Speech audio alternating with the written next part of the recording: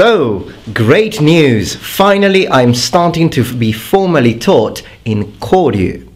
Now, to be fair, I'm really excited about this because I have never practiced a Koryu style, and now, as you can see from the title, I have finally started to practice properly Katori Shinto Ryu. Now, the thing is, though, that as you know, this is not my first experience with martial arts, and why not holding an odachi while I talk about this? This still remains a very beautiful sword. So as I was telling you, this is not my first experience with Japanese martial arts. In fact, when I was living in Japan, I practiced both Kyokushin Karate and Kendo. And here is actually the point of this video. It's not just an announcement of me practicing Katori Shinto Ryu, of which I'm very happy. And finally I found an actual, it's called Accademia di Arti Marziali Giapponesi. So it's the Academy of Japanese Martial Arts, or Academy of Martial Arts. So I'm not just happy about this, that I found a place that where I could practice Koryu, and I'll tell you also why I chose Katori Shinto Ryu.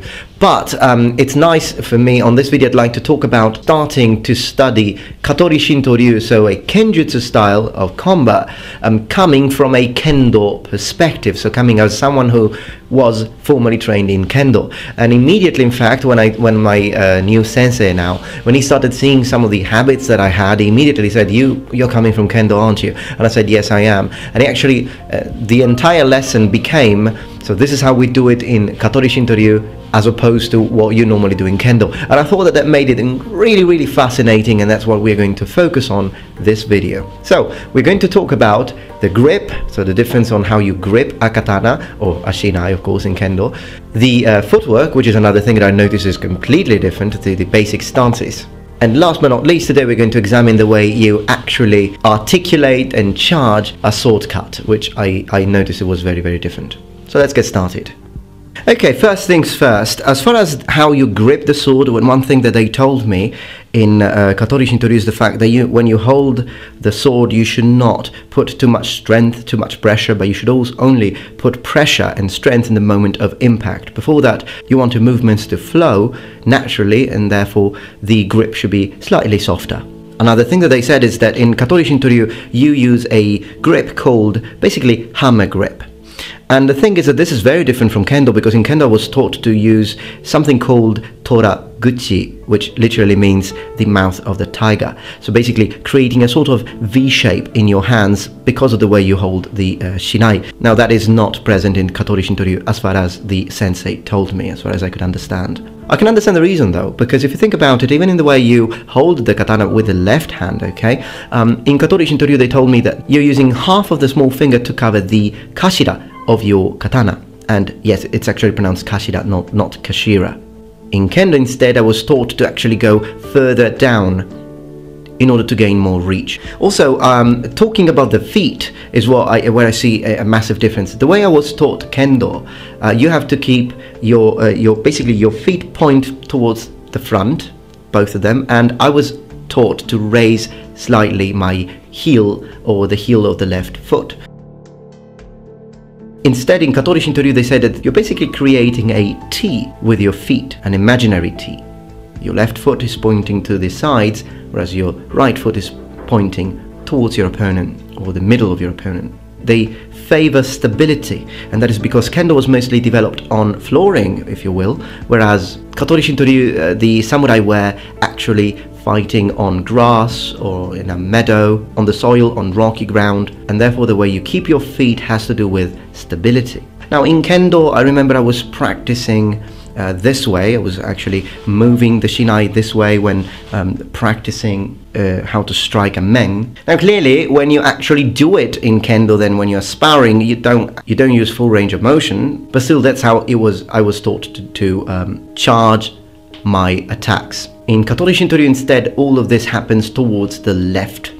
And the reason, they said, is because of the kabuto, because a samurai might be wearing a kabuto. In a kabuto you've got a decoration in the front of the kabuto which is called maedate, and therefore if you do the full range of motion that sometimes you see in Kendo, then you might hit your own maedate, and you don't want that.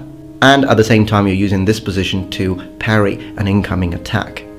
Now that is really interesting, because I myself, as you know, I own samurai armor, I have worn kabuto, and in fact whenever I tried, and it did happen to me, I actually hit my maedate a couple of times. So now I'm going to wear my helmet, I'm going to demonstrate that. But I can testify to this, that this is an actual real risk.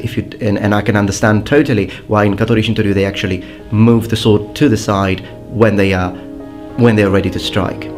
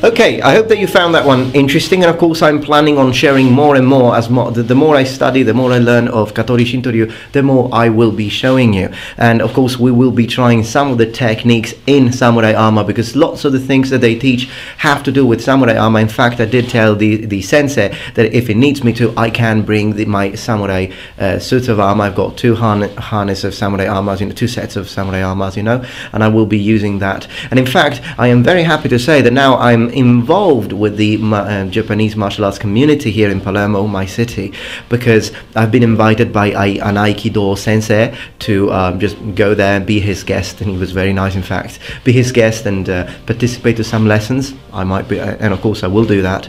And I also was invited last week to an actual Iaido stage, a presentation of Iaido, and I did that. I went there, I made lots of friends, and actually quite a few people were subscribers to my channel, to my surprise. So that was kind of cool, seeing people like freak out. They were like, "Oh my gosh, you are the Metatron, aren't you?" In fact, some of them didn't even know that I'm from Sicily, that I live in Sicily, probably because of the fact that I mostly use English on my channel. So anyways, to cut a long story short, the Iaido sensei actually invited me as well to go and join his team, his dojo, his club, and he said that I can practice with him as much as I want. And of course I will.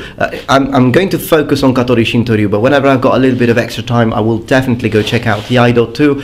Although I gotta say that this Iaido lesson that we did, it was interesting, it was very beautiful. Iaido is very, very elegant, I gotta say. I think out of all the Japanese martial arts which have to do with sword play, I think Iaido styles are the most elegant. But the thing is that there is so much focus on Seiza that for me it's very painful, because I've had some problems with my knees, and therefore for me Seiza, I mean, I can't sit in Seiza for too long. And of course you can imagine that a lot of techniques in Iaido start from Seiza, so you got to wait, you got to sit properly and everything. So that's a bit problematic for me. I'm sure that some of you can relate to that, but that's not going to stop me. I won't like focus on Iaido, but I will practice it every now and then, just to learn from this, and perhaps compare it with the Yai we study in Katori Shinto Ryu as well, which I believe is mostly standing, tachi-yai, I think.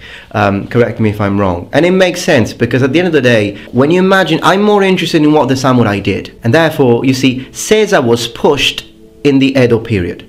So when you're really interested in how the samurai fought, then I think definitely Katori Shinto Ryu is closer, because it's a pre-1600, it's a pre-era of peace, if you will. And in fact, there isn't Seiza is part of it, but again, keep in mind, Seiza was pushed by the government in the Edo period, so before that, we shouldn't even imagine all samurai sitting in Seiza. Maybe a few did, but it definitely wasn't pushed, and there were other ways of sitting. Perhaps I will make a whole video dedicated to how the samurai most likely sit. So another thing that I'm planning on doing is making some actual content, with beautiful background and everything, in full samurai armor, practicing Katori Shinto Ryu, perhaps with some of my friends, and we will be trying some of these techniques in actual sparring. And I know that's just my own thing, but I love sparring, and we will be using some proper epic music. that I know some of you don't appreciate my taste of music, but what can I do?